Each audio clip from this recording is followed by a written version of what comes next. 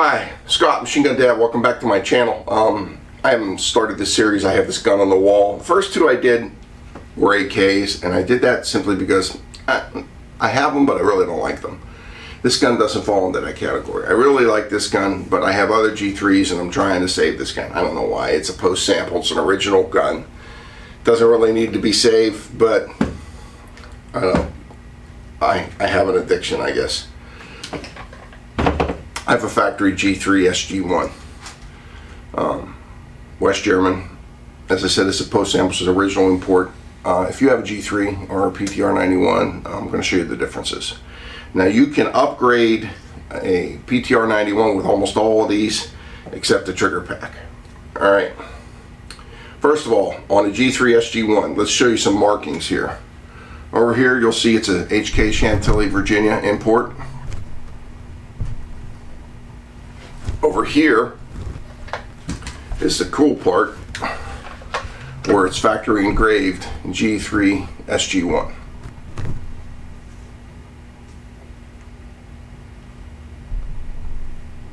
So, we got those. Now, what's the difference between this and a regular G3? Well, first of all, you have a different stock. As you can see, it has the installed cheek piece to get you up to the optic. Most of the G3s, if they had scopes, were the ZF4 scope. This is a Schmidt and Bender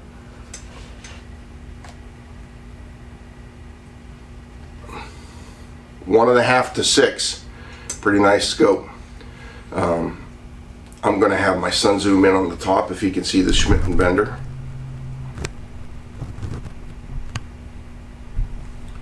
It has the early style bipod with the plastic feet. I don't know if you can see that. But that's really not what makes it a G3SG1. Oh, there's one other thing I should show you before I get to the trigger pack.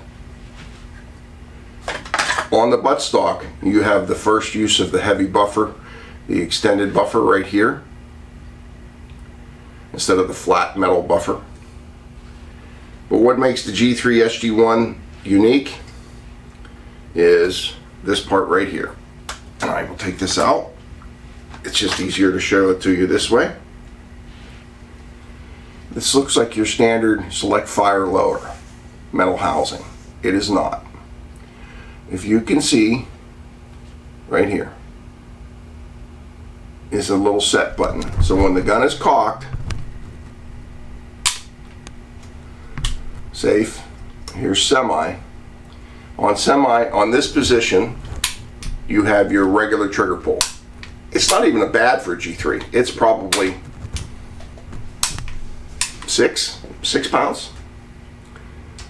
But if you're a sniper and you're shooting at terrorists and you really want a quick let off,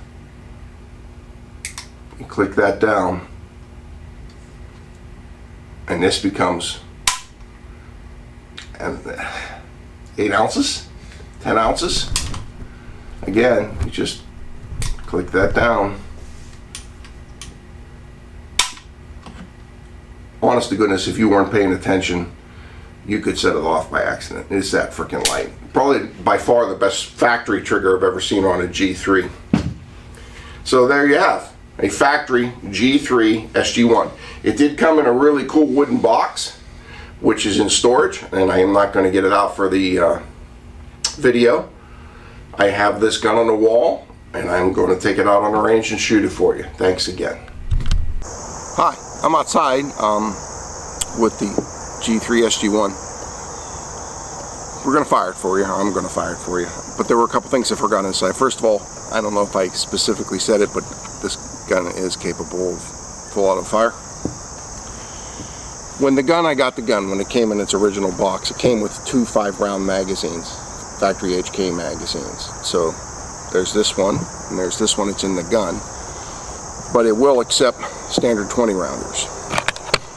So what I'm going to do now is I'm going to cut and try to give you a close-up of how this set trigger resets after every shot. So hopefully I'll be able to zoom in because I'm doing this by myself.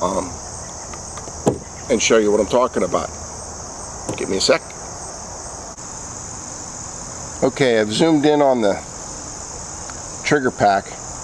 The weapon's already loaded. As you can see, safe, semi-full.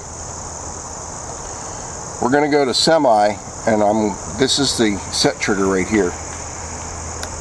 I'm going to fire one semi, and then I'm going to use the next shot. It's going to be a set trigger, and you'll see after I fire it, this will reset and pop back out. So first, let's do one semi.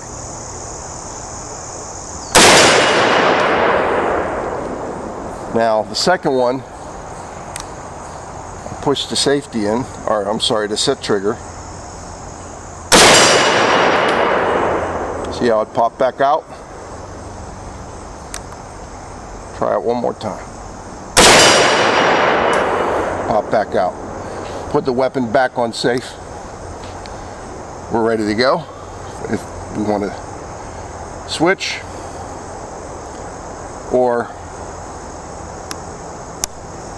and we have some real fun if we change the magazine. Okay, I've switched camera positions because I find it more satisfying to watch the brass come out.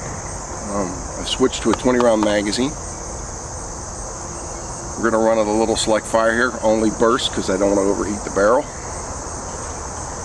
And as always, thanks for coming to the channel, and I hope you enjoyed it. Let's run it through its paces, right? And earlier in the video, I didn't get to show you the most important part about HKs, right? You gotta have your slap. We're on S. Let's go down 2 clicks and have some fun.